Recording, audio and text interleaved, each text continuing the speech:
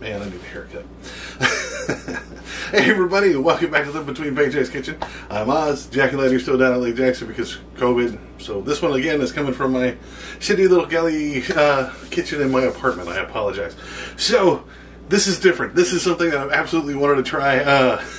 I grew up with my mom, so I hate these recipe things that are like, here, let me tell you a story, but I'm going to get into this one. So I grew up with my mother on Saturday nights, hanging out, watching BBC on PBS, man. We had to watch, like, Red Dwarf, Blackadder, Last of the Summer Wine, Are You Being Served? All the classics and all the greats and stuff that everybody else got to see, we had to watch them on Saturday nights.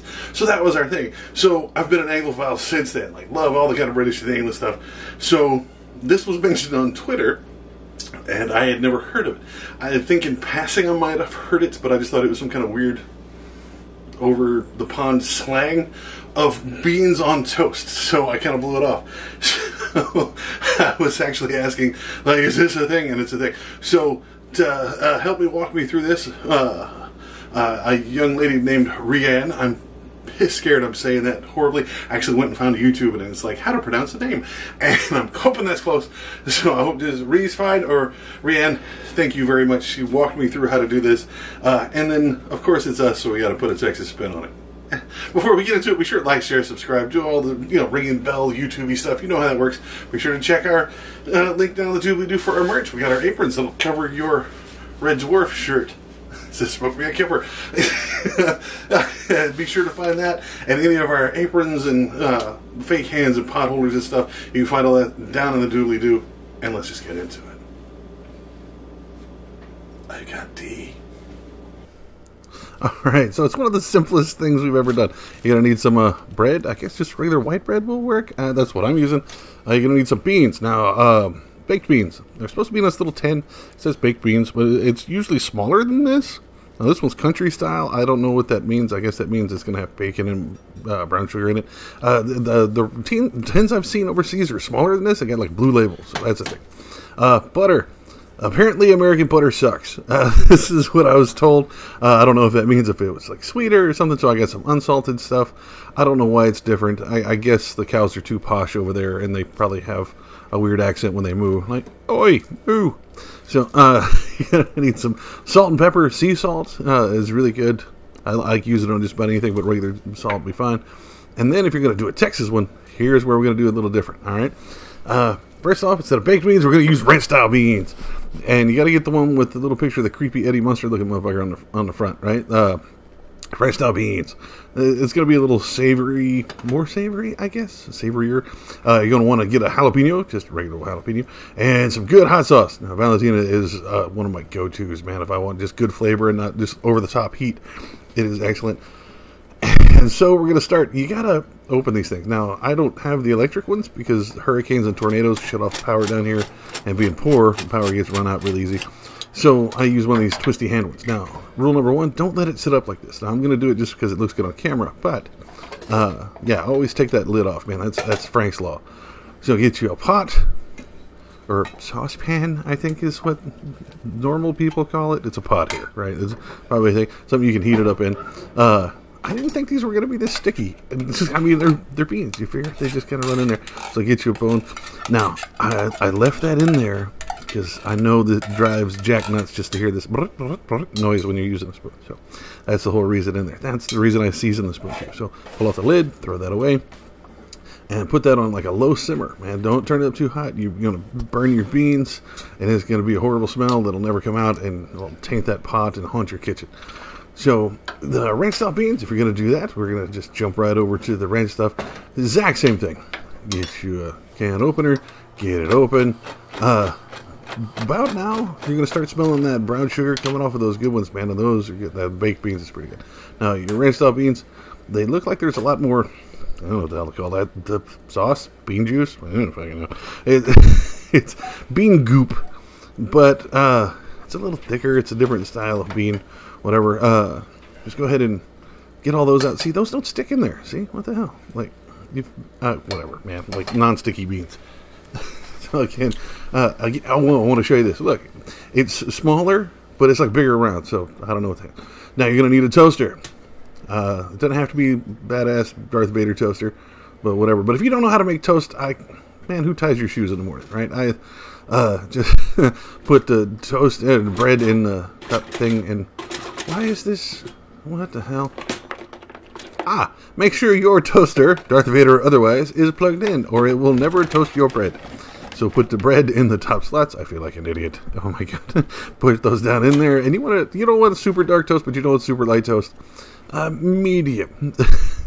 So while you're waiting on that, while your beans are warming up, go ahead and wash and scrub your jalapeno. Get you a decent knife, and then just chop that bad mamma jamma down. Just do it slices, man. You don't have to be it super fancy.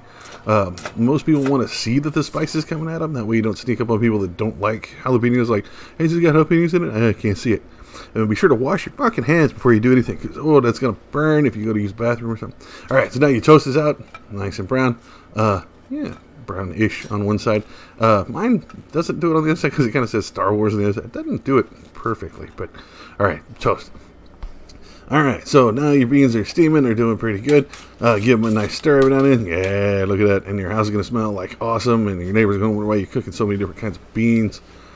Whatever, right? So again, you can taste these. You can season them if you need to. Like, it's me, so I immediately thought, like, let's throw in some garlic salt or something in the savory ones. But, oh, get you a bread knife. Butter knife if you got to.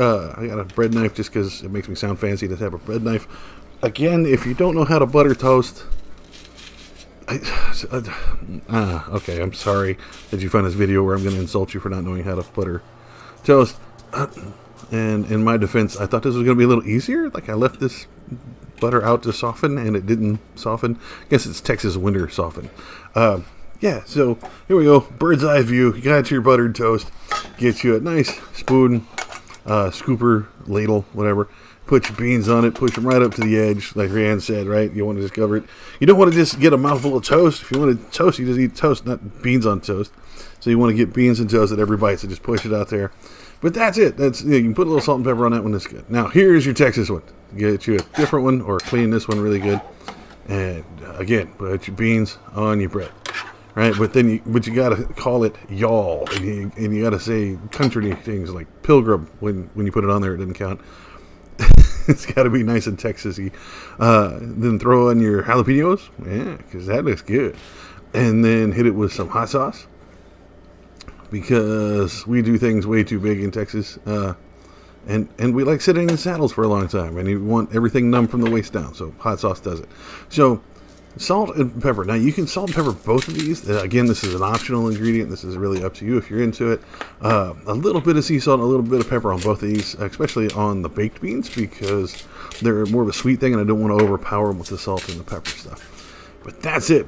These are done. So for $1.10, you can make at least 4 pieces of beans on toast. And if you broke and you're just trying to make it, that's the way to do it. I mean, most toasters got just 2 slice holes, so you know, you want to kind of do those 2 at a time. So that would make like $1.10 for 2 people, or 1 if you're a fat guy, or 4 people if you're really scrimping, or 4 different meals if we got to do it down.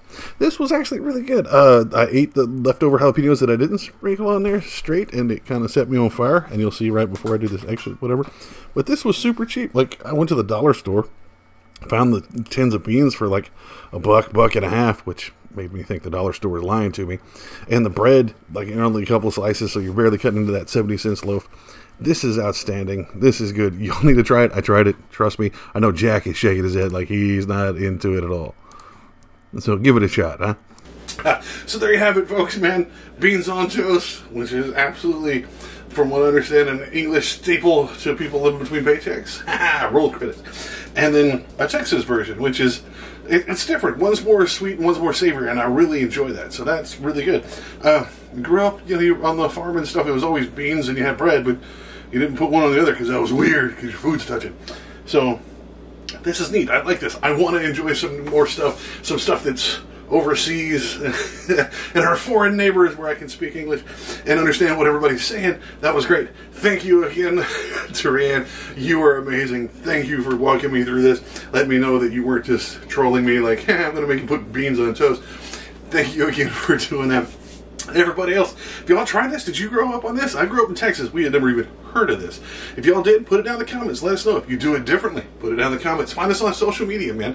Let us know over there. You can find us on Facebook, Pinterest, Patreon. You can find us at all three of those at Living Between Paychecks Kitchen. You can almost find us at, usually find us at Instagram at Living Between. And I'm going to go eat more beans on toast. Man, God help my apartment. It's going to smell like... Never mind what it's going to smell like. I'm going to eat beans for the rest of the week. And I'll catch y'all next time.